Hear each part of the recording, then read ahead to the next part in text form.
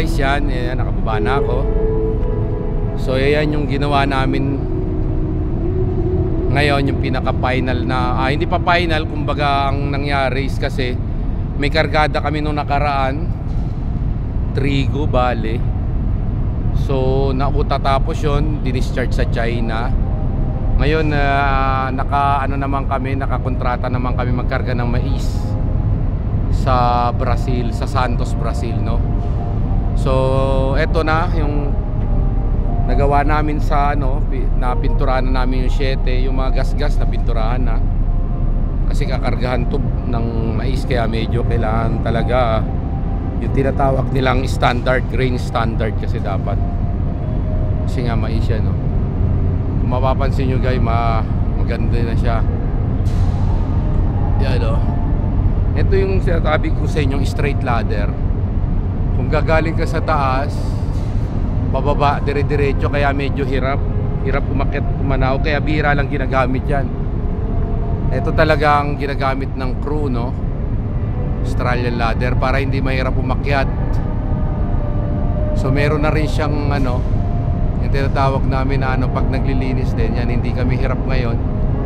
Meron na siyang tungtungan. Ganun din sa kabila guys, oh.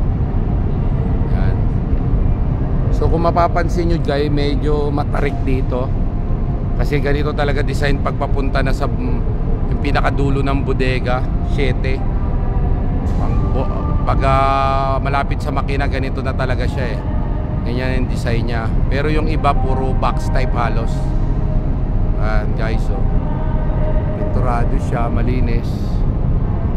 Kaya talagang sigurado ng pasa to. Kasi kailangan ganito talagang linis nito, eh. Pero hindi pa tapos to guys, ha. Hindi pa tapos to.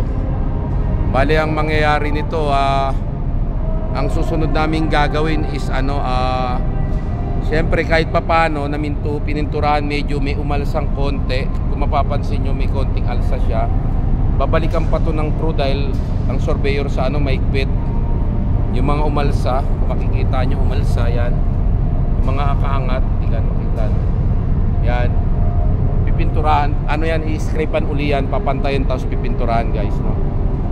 Para maging hindi makapasa surveyor. Kasi yung surveyor, pag binagsak ka, delay ang barko, so walang bayad dun sa may-ari ng barko. Makakat yung bayad niya, kaya gusto ng may-ari pasado para tuloy-tuloy ang bayad ng umarkila. So guys, ito pala yung bilges niya, yung tinatawag na pag nagkatubig, pag naglinis kami, dito mapupunta yung tubig. Yan, dyan ipinapump, dyan nagputas, ipapump out dyan. Tatanggalin ng tubig ng ipapump out siya, dyan may ipon lahat ng tubig, no? Dalawa yan guys, pag-o restribor. Kaliwat kanan yan. Ito pa yung isa. Yan. Hindi pa natatapos kasi lilinisin pa rin yan, pinatutuyo mo na yung pintura, bagong pintura, kasi pag natuyo na, pwede na ulit maglinis ng bilge. Yan guys, oh. Maayos siya guys, para sa ibang barko na nasakyan ko. Isa sa maganda, maayos tong barko na nasakyan ko. Siya 2013 model siya, pero maayos yung kondisyon ng barko.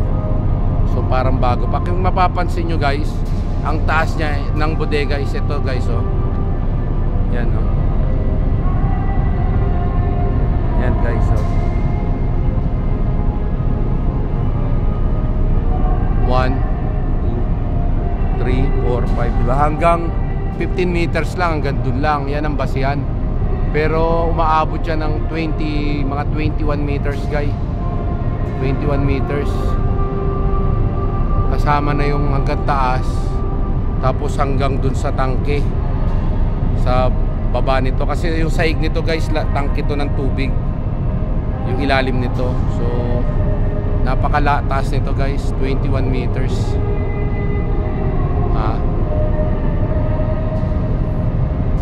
So yung hirap ng paglilinis nila ngayon is inaabot sila ng ilang araw, isang to, mga siguro isang araw, mga 2 araw din guys, bago natapos lahat. Pamimintura, pagwa-washing. Nagsimula kami maglinis guys, at 30. So 6 ngayon, so tapos na rin halos lahat. So parang 1 linggo lang namin titirahin yung bodega. Malinis na siya. 7 bodega to guys, 7 ganito kalalaki.